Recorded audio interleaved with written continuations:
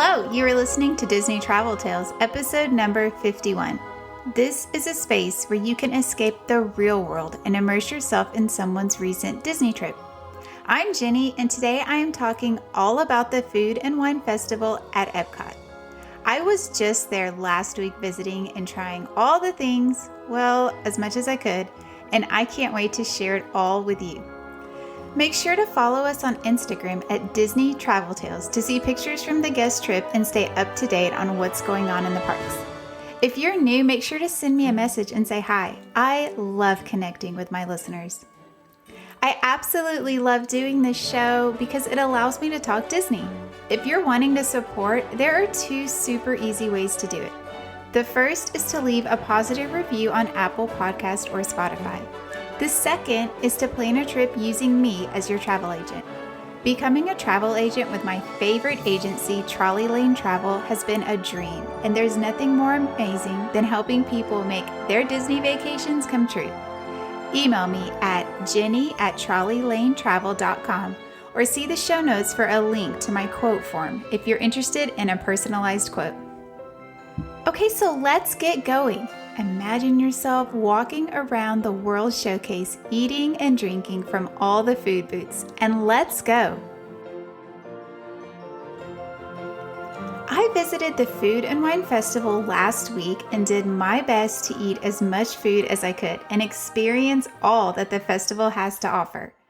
So from the Disney website, it describes it as stroll across 6 continents and beyond as you sample mouth-watering delicacies at Epcot International Food and Wine Festival.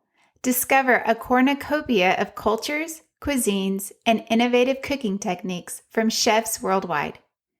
This food aficionado's paradise is replete with delicious dishes, fine wine, craft beer, spirits, and other beverages sure to satisfy every palate. So there are 29 booths and then a funnel cake location in the American Adventure and a couple of Joffrey stands around that are serving different drinks. My goal was to try something at every booth, but honestly, that was not realistic. I was by myself, it was only me, and I can only eat so much. So I did the best that I could. Other than food, there is merchandise specific to the festival. There are spirit jerseys, ears, pins, cups, a cutting board, and a whole line of kitchen items that are Tiana themed. Looking at the merchandise, I thought it was okay. It's not my favorite festival merchandise I've ever seen. So all I purchased was a pin because every time I go to a festival, I try to purchase a pin. Remy from Ratatouille is the mascot of the festival, and you can find him all over Epcot. He's on all the signs announcing Food and Wine Festival, and there's this cute little scavenger hunt game for kids called Remy's Ratatouille Hide and Squeak. I ended up purchasing this because my daughter and we just love doing these, plus you get a cute souvenir when you finish, or not. You can actually get the souvenir as soon as you purchase the Hide and Squeak game at one of the participating souvenir shops. So this year, the souvenir was a cup, and like a drinking cup, and it kind of had a 3D hologram image on it.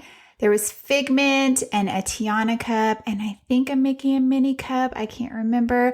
I went ahead and chose the Tiana cup because we love The Princess and the Frog.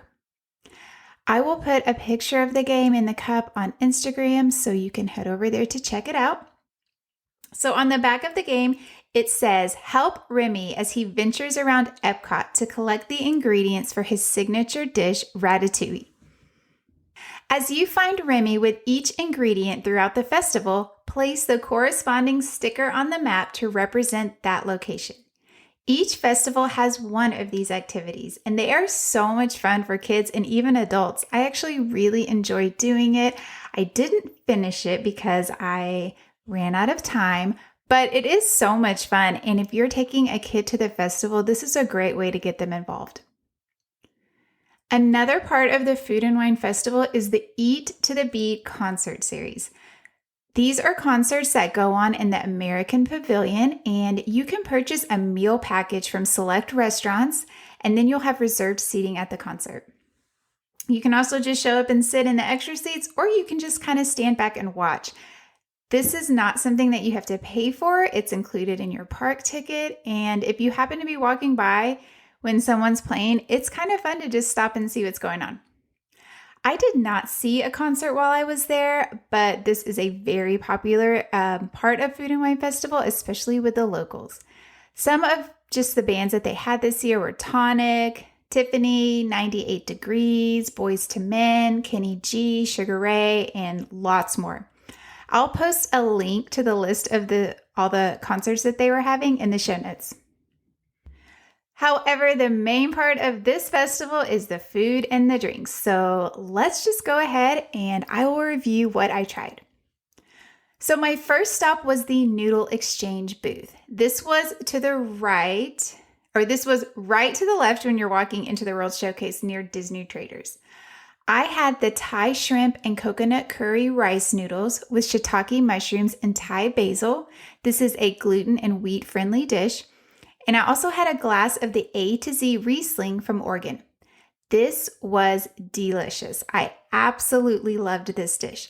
The flavors were so good. The only problem was it felt like 100 degrees outside, and this was a hot dish.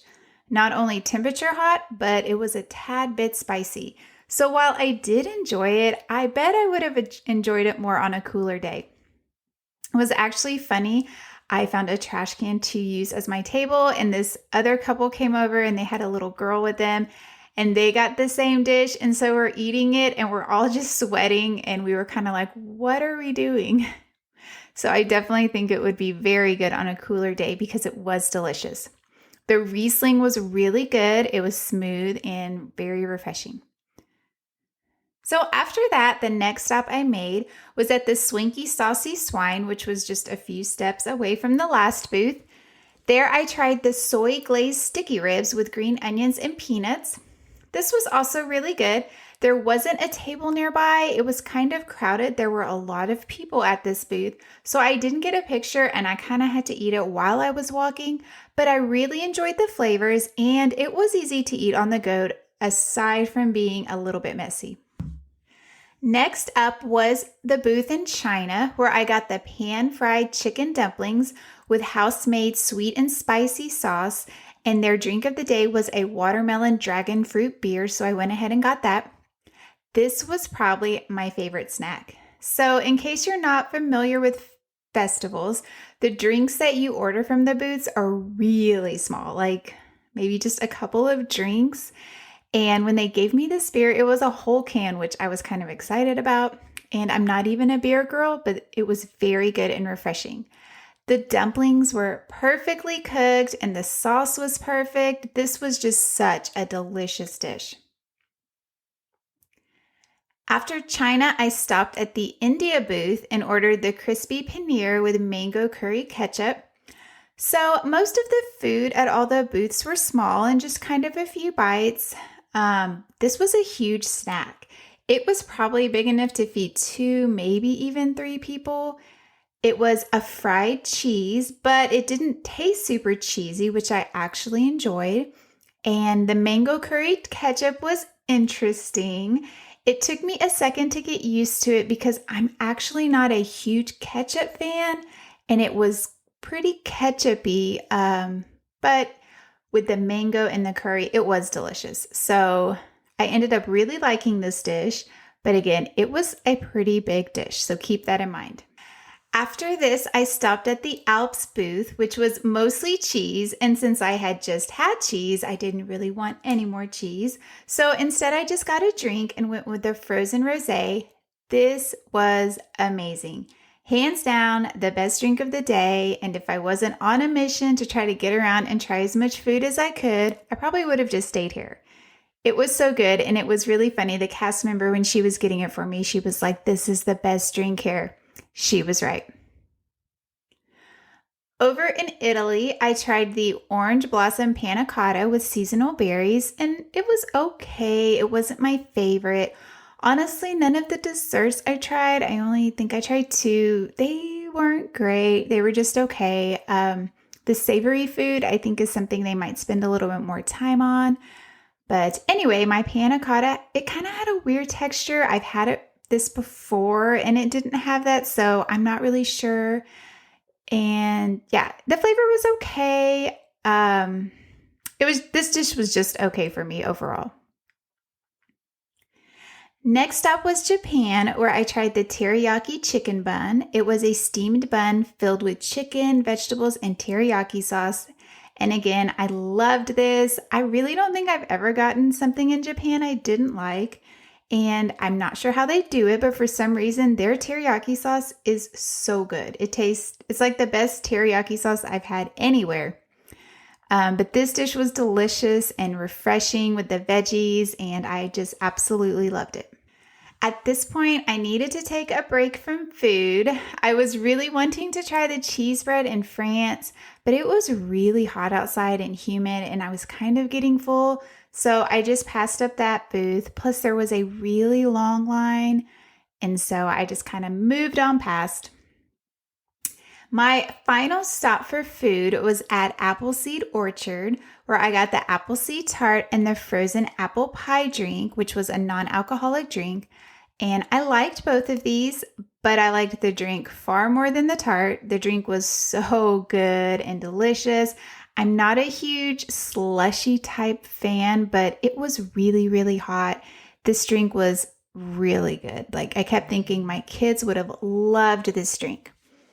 The tart was good. I would have liked it a little bit warmer with maybe some ice cream on it. That kind of probably would have made it perfect, but overall, it was good. Overall, I loved this festival and I had a great time. This was the second time I've been to Food and Wine Festival, and it was just as good as I had remembered.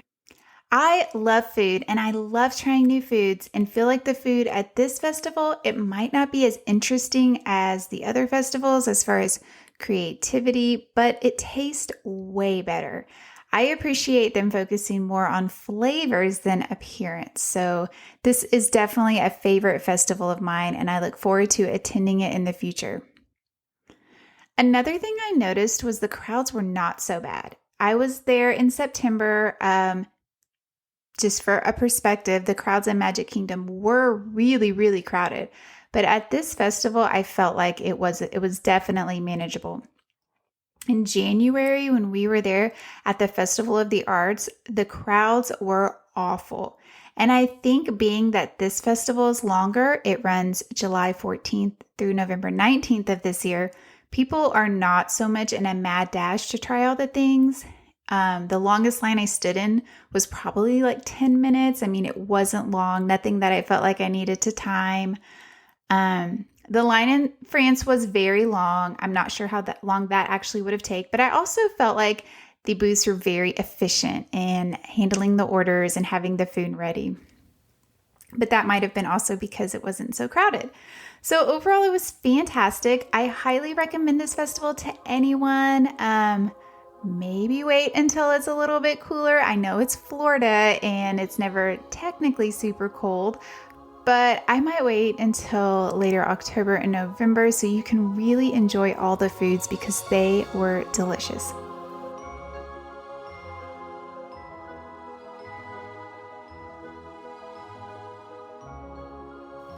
Thanks for listening to this episode. I hope you enjoyed it.